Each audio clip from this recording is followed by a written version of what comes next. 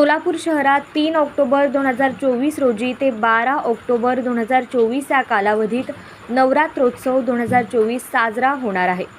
दिनांक 12 ऑक्टोबर 2024 रोजी सांगता मिरवणूक संपन्न होणार आहे.